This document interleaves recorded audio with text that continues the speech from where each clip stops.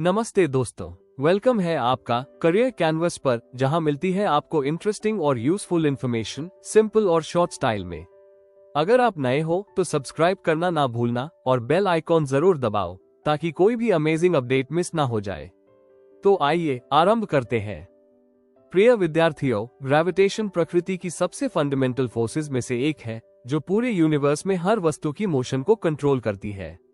जब हम रोजमर्रा की जिंदगी में देखते हैं कि कोई चीज ऊपर से नीचे गिरती है तो हम आमतौर पर इसे नॉर्मल मान लेते हैं, लेकिन इसके पीछे एक बहुत ही पावरफुल फोर्स काम कर रही होती है जिसे हम गुरुत्वाकर्षण बल कहते हैं। एक छोटा सा सेब पेड़ से गिरता है, बारिश की बूंदें धरती पर आती हैं और हम जमीन पर टिके रहते हैं। ये सब ग्रेविटेशन की वजह से ही संभव होता है। ग्रेविटेशन सिर्फ पृथ्वी तक सीमित नहीं है, बल्कि यह पूरे ब्रह्मांड में हर मास वाली वस्तु के बीच काम करता है। अर्थ सूर्य के चारों ओर घूमती है, मून पृथ्वी के चारों ओर रिवॉल्व करता है और सभी प्लैनेट्स अपनी फिक्स्ड ऑर्बिट में चलते हैं। इन सब के पीछे ग्रेविटेशन ही मेन रीजन है। अगर यह फोर्स नहीं होती तो न प्लैनेट्स की ऑर्बिट स्टेबल रहती और न ही हमारा एग्जिस्टेंस संभव होता। इस चैप्टर में हम समझेंगे कि ग्रेविटेशन क्या है, यूनिवर्सल लॉ ऑफ ग्रेविटेशन कैसे काम करता है, फ्री फॉल क्या होता है, एक्सेलरेशन ड्यू टू ग्रेविटी क्या होता है, मास और वेट में क्या डिफरेंस है और बॉयंसी जैसी कॉन्सेप्ट्स हमारे डेली लाइफ से कैसे जुड़ी हुई है। यह अध्याय हमें ये समझने में मदद करता है कि नेचर कितनी ब्यूटीफुली बैलेंस्ड है और कैसे एक इनविजिबल फोर्स पूरे यूनिवर्स को बांध कर रखती है। ग्रेविटेशन का अर्थ है दो भी वस्तुओं के बीच लगने वाला फोर्स ऑफ अट्रैक्शन। यूनिवर्स में ऐसा कोई भी ऑब्जेक्ट नहीं है जिसमें मास हो और वह ग्रेविटेशन से फ्री हो। चाहे वस्तु बहुत छोटी हो या बहुत बड़ी, हर मास दूसरी मास को अपनी ओर खींचती है। हालांकि छोटे ऑब्जेक्ट्स के बीच ये फोर्स बहुत वीक होती है, इसलिए हम उसे महसूस नहीं कर पाते। लेकिन जब कोई ऑब्जेक्ट बहुत ज्यादा मैसिव होता है, जैसे अर्थ या सन, तब ये फोर्स बहुत स्ट्रॉन्ग हो जाती है। ग्रेविटेशन को साइंटिफिकली समझने का श्रेय सर आइजैक न्यूटन को दिया जाता है। न्यूटन ने ऑब्जर्व किया कि एक सेब हमेशा नीचे की ओर ही गिरता है, ऊपर की ओर क्यों नहीं जाता। इसी सोच से उन्होंने यह आइडिया डेवलप किया कि अर्थ हर ऑब्जेक्ट को अपनी ओर खींचती है। न्यूटन ने यह भी समझा कि वही फोर्स जो सेब को अर्थ की ओर खींचती है, वही फोर्स मून पर भी एक्ट करती है। मून वास्तव में अर्थ की ओर गिर ही रहा होता है, लेकिन उसकी फॉरवर्ड वेलोसिटी इतनी ज्यादा होती है कि वो अर्थ से टकराने के बजाय उसके चारों ओर सर्कुलर पाथ में घूमता रहता है। इसी बैलेंस की वजह से मून अपनी ऑर्बिट में बना रहता है। इसी तरह सभी प्लैनेट्स सूर्य की ग्रेविटेशन की वजह से अपनी फिक्स्ड ऑर्बिट में रिवॉल्व करते हैं। इस तरह ग्रेविटेशन न केवल ऑब्जेक्ट्स को गिराता है, बल्कि पूरे सोलर सिस्टम और यूनिवर्स की स्ट्रक्चर को स्टेबल बनाए रखता है। अगर ग्रेविटेशन न होती तो न अर्थ पर लाइफ पॉसिबल होती और न ही यूनिवर्स में ऑर्डर दिखाई देता। यूनिवर्सल लॉ ऑफ ग्रेविटेशन ये बताता है कि यूनिवर्स में मौजूद हर वस्तु, चाहे वह कितनी ही छोटी क्यों न हो, दूसरी हर वस्तु को अपनी ओर खींचती है। इसका मतलब ये है कि ग्रेविटेशन कोई लोकल फोर्स नहीं है, बल्कि यह पूरे यूनिवर्स में यूनिफॉर्मली काम करने वाली फोर्स है। इस लॉ के अनुसार दो ऑब्जेक्ट्स के बीच लगने वाला ग्रेविटेशनल फोर्स उनकी मासेस पर डिपेंड करता है और उनके बीच की डिस्टेंस पर भी डिपेंड करता है। अगर दो ऑब्जेक्ट्स की मास ज्यादा होगी तो उनके बीच लगने वाला फोर्स भी ज्यादा होगा। इसी वजह से अर्थ जैसे भारी ऑब्जेक्ट का ग्रेविटेशनल पुल बहुत स्ट्रॉन्ग होता है, जबकि छोटे ऑब्जेक्ट्स के बीच ये फोर्स बहुत वीक होती है। इसके साथ साथ ये फोर्स डिस्टेंस के बढ़ने के साथ तेजी से कम हो जाती है, क्योंकि यह डिस्टेंस के स्क्वायर के इनवर्सली प्रोपोर्शनल होती है। यानी अगर डिस्टेंस 2 गुना हो जाए तो फोर्स 4 गुना कम हो जाती है। इस रिलेशनशिप को मैथमेटिकली एक फॉर्मूला में बताया गया है, F is equal to G into M1 into M2 upon D square। यहाँ F ग्रेविटेशनल फोर्स है, M1 और M2 दोनों ऑब्जेक्ट्स की मास है, D उनके सेंटर्स के बीच की डिस्टेंस है और G यूनिवर्सल ग्रेविटेशनल कांस्टेंट है। G का वैल्यू पूरे यूनिवर्स में सेम रहता है, चाहे एक्सपेरिमेंट अर्थ पर किया जाए या स्पेस में। यूनिवर्सल लॉ ऑफ ग्रेविटेशन हमें ये समझने में मदद करता है कि ऑब्जेक्ट्स अर्थ की ओर क्यों गिरते हैं, मून अर्थ के चारों ओर क्यों घूमता है, प्लैनेट्स सन के चारों ओर अपनी फिक्स्ड ऑर्बिट में क्यों रहते हैं और टाइड्स क्यों आते हैं। यही रीजन है कि इस लॉ को यूनिवर्सल कहा जाता है, क्योंकि यह हर जगह, हर ऑब्जेक्ट और हर कंडीशन में अप्लाई होता है। फ्री फॉल का अर्थ है जब कोई वस्तु केवल ग्रेविटेशनल फोर्स के प्रभाव में अर्थ की ओर गिरती है और उस पर कोई दूसरी फोर्स काम नहीं कर रही होती। इसका मतलब ये है कि फ्री फॉल की कंडीशन में हम एयर रेजिस्टेंस, फ्रिक्शन या किसी भी एक्सटर्नल फोर्स को कंसिडर नहीं करते। जब किसी ऊंचाई से कोई पत्थर छोड़ा जाता है तो वो अर्थ की ग्रेविटी की वजह से नीचे की ओर एक्सेलरेट करता है और यही मोशन फ्री फॉल कहलाती है। असल जिंदगी में हवा वस्तु की मोशन को थोड़ा स्लो कर देती है, लेकिन फिजिक्स में कॉन्सेप्ट समझने के लिए हम मानते हैं कि हवा का इफेक्ट नहीं है। इसी थियोरेटिकल कंडीशन में ये पाया गया है कि सभी ऑब्जेक्ट्स, चाहे वे हल्के हों या भारी, सेम रेट से गिरते हैं। इसका मतलब ये है कि मास का फ्री फॉल की स्पीड पर कोई इफेक्ट नहीं पड़ता। अगर एक पत्थर और एक फेदर को वैक्यूम में छोड़ा जाए तो दोनों एक साथ जमीन पर पहुंचेंगे। इससे ये क्लियर होता है कि फ्री फॉल में मोशन केवल ग्रेविटी की वजह से होती है। फ्री फॉल का कॉन्सेप्ट हमें यह समझने में मदद करता है कि ग्रेविटी एक्सेलरेशन कैसे पैदा करती है और मोशन को कैसे कंट्रोल करती है। जब कोई ऑब्जेक्ट फ्री फॉल में होता है तो उसकी स्पीड हर सेकंड बढ़ती जाती है। स्पीड में होने वाली इसी इंक्रीज को एक्सेलरेशन कहा जाता है। अर्थ की ग्रेविटी की वजह से फ्रीली फॉलिंग ऑब्जेक्ट में जो एक्सेलरेशन पैदा होता है उसे एक्सेलरेशन ड्यू टू ग्रेविटी कहते हैं और इसे जी से डिनोट किया जाता है। अर्थ की सरफेस के पास जी का एवरेज वैल्यू 9.8 मीटर स्क्वायर होता है। इसका मतलब ये है कि हर सेकंड ऑब्जेक्ट की वेलोसिटी 9.8 मीटर से बढ़ जाती है। एक बहुत इंपॉर्टेंट बात यह है कि जी का वैल्यू ऑब्जेक्ट की मास पर डिपेंड नहीं करता। चाहे ऑब्जेक्ट लाइट हो या हैवी, फ्री फॉल में दोनों का एक्सेलरेशन सेम होता है। हालांकि जी का वैल्यू हर जगह एग्जैक्टली सेम नहीं होता। अर्थ परफेक्ट स्फीयर नहीं है और घूम भी रही है, इसलिए जी का वैल्यू पोल्स पर ज्यादा और इक्वेटर पर थोड़ा कम होता है। जैसे जैसे हम अर्थ की सरफेस से ऊपर जाते हैं, यानी एल्टीट्यूड बढ़ता है, वैसे वैसे जी का वैल्यू धीरे धीरे कम होता जाता है। फिजिक्स में ग को अर्थ के मास और रेडियस से जोड़कर एक रिलेशन के रूप में लिखा जाता है। यह इक्वेशन बताती है कि अर्थ का मास जितना ज्यादा होगा, ग्रेविटी उतनी स्ट्रांग होगी और अर्थ का रेडियस जितना बड़ा होगा, जी का वैल्यू उतना कम होगा। इस तरह एक्सेलरेशन ड्यू टू ग्रेविटी हमें अर्थ की स्ट्रक्चर और ग्रेविटेशनल इफेक्ट को डीपली समझने में मदद करता है। जब कोई वस्तु ग्रेविटी के प्रभाव में मोशन करती है तो उसकी गति यूनिफॉर्मली एक्सेलरेटेड मोशन के नियमों का पालन करती है। इसका मतलब ये है कि उस वस्तु का एक्सेलरेशन कांस्टेंट होता है और यहाँ यह एक्सेलरेशन कोई और नहीं बल्कि जी एक्सेलरेशन ड्यू टू ग्रेविटी होता है। फिजिक्स में पहले से पढ़े गए मोशन के इक्वेशंस को ही हम यहाँ यूज करते हैं, बस एक्सेलरेशन की जगह जी रख देते हैं। पहला इक्वेशन है v is equal to u plus gt, जो ये बताता है कि किसी वस्तु की फाइनल वेलोसिटी कितनी होगी अगर हमें उसकी इनिशियल वेलोसिटी, टाइम और ग्रेविटी पता हो। दूसरा equation s is equal to ut plus half gt square हमें ये समझने में मदद करता है कि वस्तु ने कितनी डिस्टेंस या हाइट तय की है। तीसरा equation v square is equal to u square plus 2 grams s velocity और डिस्प्लेसमेंट के बीच रिलेशन बताता है। इन इक्वेशंस की मदद से हम ये कैलकुलेट कर सकते हैं कि ऊपर की ओर फेंकी गई वस्तु कितनी ऊंचाई तक जाएगी, उसे ऊपर जाने में कितना समय लगेगा, नीचे आने में कितना समय लगेगा और गिरते समय उसकी वेलोसिटी क्या होगी।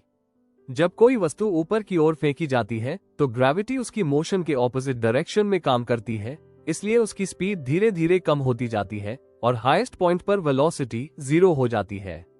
इसके बाद वही ग्रेविटी उसे नीचे की ओर एक्सेलरेट करती है। इस तरह ग्रेविटी मोशन को पूरी तरह कंट्रोल करती है। मास और वेट देखने में सिमिलर लगते हैं, लेकिन फिजिक्स में ये दोनों बिल्कुल अलग क्वांटिटीज हैं। मास का अर्थ है किसी वस्तु में मौजूद मैटर की मात्रा। यह वस्तु की एक इंट्रिंसिक प्रॉपर्टी होती है और ये बताती है कि वस्तु मोशन में चेंज का कितना रेजिस्टेंस करती है, जिसे हम इनर्शिया कहते हैं। किसी वस्तु का मास हर जगह सेम रहता है, चाहे वो अर्थ पर हो, मून पर हो या स्पेस में हो। मास का C यूनिट किलोग्राम होता है। दूसरी ओर वेट एक फोर्स है। वेट वो ग्रेविटेशनल फोर्स है जो किसी ऑब्जेक्ट पर अर्थ या किसी दूसरे प्लैनेट की ग्रेविटी की वजह से लगती है। वेट का फॉर्मूला है W is equal to mg, जहां m ऑब्जेक्ट का मास है और g acceleration due to gravity है। इससे ये क्लियर होता है कि वेट मास पर भी डिपेंड करता है और ग्रेविटी पर भी। क्योंकि अलग अलग जगहों पर g का वैल्यू बदलता है, इसलिए वेट भी लोकेशन के साथ चेंज हो जाता है। अर्थ की सरफेस पर वेट ज्यादा होता है, जबकि मून पर ग्रेविटी बहुत वीक होती है। मून पर ग्रेविटी अर्थ की तुलना में लगभग 1/6 होती है, इसलिए किसी ऑब्जेक्ट का वेट मून पर अर्थ के वेट का 1/6 हो जाता है। यही रीजन है कि एस्ट्रोनॉट्स मून पर बहुत हल्के महसूस करते हैं और आसानी से ऊंचा जंप कर पाते हैं। लेकिन ध्यान देने वाली बात यह है कि एस्ट्रोनॉट्स का मास नहीं बदलता, सिर्फ उनका वेट बदलता है। इस तरह मास और वेट का डिफरेंस समझना फिजिक्स में बहुत इंपॉर्टेंट है, क्योंकि यह हमें ग्रेविटी के रियल इफेक्ट को समझने में मदद करता है। Thrust and pressure. जब कोई फोर्स किसी सरफेस पर परपेंडिकुलर डायरेक्शन में लगती है तो उसे थ्रस्ट कहा जाता है। इसका मतलब ये है कि थ्रस्ट कोई अलग प्रकार की फोर्स नहीं है, बल्कि फोर्स का ही एक स्पेशल इफेक्ट है जो सरफेस के सीधे अंदर की ओर काम करता है। जब हम किसी दीवार को धक्का देते हैं या जमीन पर खड़े होते हैं तो हमारे द्वारा लगाया गया बल सरफेस पर थ्रस्ट के रूप में एक्ट करता है। अब इसी थ्रस्ट के इफेक्ट को समझने के लिए हम प्रेशर की कॉन्सेप्ट पढ़ते हैं। प्रेशर का अर्थ है किसी सरफेस पर लगने वाला थ्रस्ट पर यूनिट एरिया। इसे मैथमेटिकली लिखा जाता है pressure is equal to thrust upon area. Pressure का एसआई यूनिट पास्कल होता है। इस रिलेशन से यह बहुत इंपॉर्टेंट बात क्लियर होती है कि अगर सेम थ्रस्ट को छोटे एरिया पर लगाया जाए तो प्रेशर ज्यादा होगा, और अगर उसी थ्रस्ट को बड़े एरिया पर फैलाया जाए तो प्रेशर कम हो जाएगा। यही रीजन है कि शार्प नाइव्स आसानी से कट कर पाते हैं, क्योंकि उनका एरिया बहुत छोटा होता है, जिससे प्रेशर बहुत ज्यादा बनता है। इसी तरह कैमल्स के पैर चौड़े होते हैं ताकि उनका वेट बड़े एरिया में फैल जाए और डेजर्ट की रेत में वे ज्यादा न धंसें। बिल्डिंग्स की फाउंडेशंस भी चौड़ी बनाई जाती है ताकि उनका वेट जमीन पर कम प्रेशर डाले और बिल्डिंग स्टेबल रहे। इस तरह थ्रस्ट और प्रेशर की कॉन्सेप्ट हमें रोजमर्रा की जिंदगी की कई सिचुएशंस को साइंटिफिकली समझने में मदद करती है। Pressure in fluids. फ्लूइड्स यानी लिक्विड्स और गैसेस भी प्रेशर एक्सर्ट करते हैं। फ्लूइड प्रेशर सिर्फ नीचे की ओर ही नहीं लगता, बल्कि कंटेनर की बॉटम और वॉल्स दोनों पर एक्ट करता है। जब कोई लिक्विड किसी कंटेनर में भरा होता है तो वो हर डायरेक्शन में प्रेशर डालता है, क्योंकि फ्लूइड के पार्टिकल्स फ्रीली मूव कर सकते हैं। फ्लूइड प्रेशर की एक बहुत इंपॉर्टेंट प्रॉपर्टी यह है कि डेप्थ बढ़ने के साथ प्रेशर भी बढ़ता है। जैसे जैसे हम पानी में नीचे जाते हैं वैसे वैसे ऊपर मौजूद लिक्विड का वेट बढ़ता जाता है, जिससे प्रेशर ज्यादा हो जाता है। इसी वजह से डैम्स नीचे की ओर ज्यादा मोटे बनाए जाते हैं।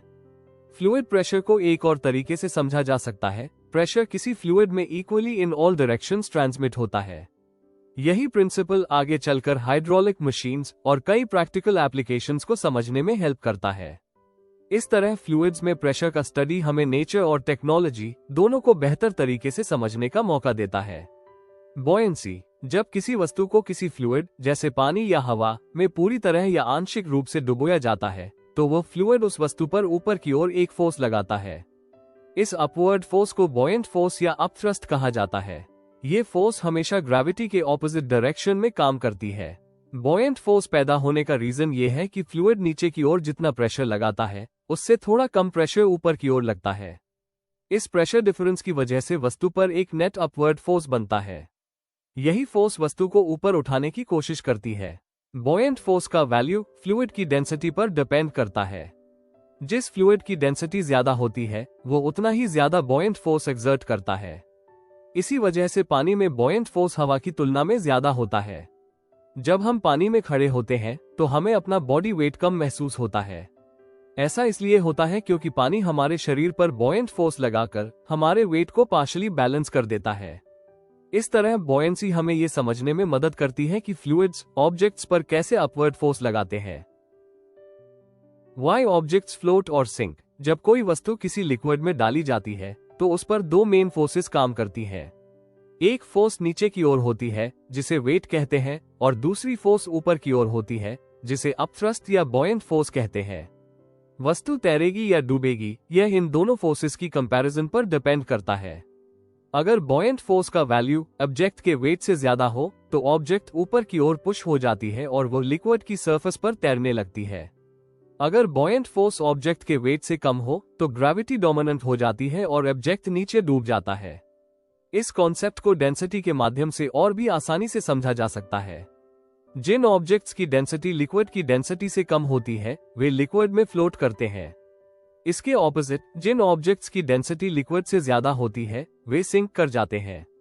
इसी रीजन से लकड़ी पानी में तैरती है जबकि लोहे की कील पानी में डूब जाती है। इस तरह फ्लोटिंग और सिंकिंग का पूरा कॉन्सेप्ट बॉयंसी, वेट और डेंसिटी के बैलेंस पर आधारित होता है। Archimedes principal. ये बताता है कि जब किसी वस्तु को किसी फ्लूइड में आंशिक या पूरी तरह से डुबोया जाता है तो उस वस्तु पर एक अपवर्ड फोर्स लगता है, जिसे हम बॉयंट फोर्स या अपथ्रस्ट कहते हैं। इस प्रिंसिपल के अनुसार यह अपवर्ड फोर्स उस फ्लूइड के वेट के बराबर होता है जितना फ्लूइड वो वस्तु हटाती है या डिस्प्लेस करती है। इसका मतलब ये है कि कोई भी वस्तु जब पानी में डाली जाती है तो वह जितना पानी हटाती है उस पानी के वेट के बराबर फोर्स उसे ऊपर की ओर पुश करता है। यही फोर्स ये डिसाइड करता है कि वस्तु तैरेगी या डूबेगी। अगर बॉयंट फोर्स पर्याप्त है तो भारी से भारी वस्तु भी पानी में तैर सकती है। आर्किमिडीज प्रिंसिपल को हम रियल लाइफ में कई जगह देखते हैं। शिप्स और सबमरीन्स का डिजाइन इसी प्रिंसिपल पर आधारित होता है। शिप्स भले ही आयन जैसे हैवी मटेरियल से बनी हो, लेकिन उनका शेप ऐसा होता है कि वे बहुत ज्यादा पानी डिस्प्लेस करती हैं, जिससे बॉयंट फोर्स उनका वेट बैलेंस कर लेता है। हाइड्रोमीटर्स और लैक्टोमीटर्स जैसे इंस्ट्रूमेंट्स भी इसी प्रिंसिपल की मदद से लिक्विड्स की डेंसिटी मेजर करते हैं। इसके अलावा मेटल्स की प्योरिटी चेक करने में भी आर्किमिडीज प्रिंसिपल का यूज किया जाता है। इस तरह ये प्रिंसिपल बॉयंसी को साइंटिफिकली एक्सप्लेन करता है और हमें ये समझाता है कि मैसिव आयन शिप्स भी पानी में कैसे फ्लोट करती हैं। प्रिय विद्यार्थियों, ग्रेविटेशन एक ऐसी यूनिवर्सल फोर्स है जो यूनिवर्स के हर ऑब्जेक्ट को एक दूसरे से जोड़कर रखती है। इस चैप्टर के माध्यम से हमने समझा कि ग्रेविटी केवल ऑब्जेक्ट्स को गिराने तक सीमित नहीं है, बल्कि यह पूरे यूनिवर्स की मोशन और बैलेंस को कंट्रोल करती है। प्लैनेट्स का सन के चारों ओर घूमना, मून का अर्थ की ऑर्बिट में बने रहना और ऑब्जेक्ट्स का अर्थ की ओर गिरना, ये सभी ग्रेविटी के ही अलग अलग रूप हैं। हमने ये भी जाना कि फ्री फॉल क्या होता है, एक्सेलरेशन ड्यू टू ग्रेविटी कैसे काम करता है और मोशन अंडर ग्रेविटी को इक्वेशंस की मदद से कैसे समझा जाता है। मास और वेट के डिफरेंस ने हमें यह सिखाया कि ग्रेविटी का इफेक्ट हर जगह एक जैसा नहीं होता। थ्रस्ट, प्रेशर और बॉयंसी जैसे कॉन्सेप्ट्स ने यह दिखाया कि ग्रेविटी लिक्विड्स और गैसेस के बिहेवियर को भी इन्फ्लुएंस करती है। आर्किमिडीज प्रिंसिपल ने फ्लोटिंग और सिंकिंग के पीछे का साइंटिफिक लॉजिक क्लियर किया और यह समझाया कि भारी ऑब्जेक्ट्स भी सही कंडीशंस में तैर सकते हैं। इस चैप्टर की सबसे बड़ी लर्निंग ये है कि फिजिक्स केवल फॉर्मूलाज का सब्जेक्ट नहीं है, बल्कि यह हमारे एवरीडे लाइफ से डीपली कनेक्टेड है। ग्रेविटेशन को समझकर हम नेचर की हार्मनी, बैलेंस और ब्यूटी को और बेहतर तरीके से अप्रिशिएट कर सकते हैं। Thank you. अगर वीडियो पसंद आया हो तो एक लाइक जरूर कर देना और कमेंट में बताओ आपका क्या थॉट है। चैनल को सब्सक्राइब करो और शेयर करो अपने दोस्तों के साथ। नॉलेज बढ़ाओ फन के साथ। मिलते हैं नेक्स्ट वीडियो में, तब तक के लिए stay curious and keep learning and follow the career canvas, freedom to dream big.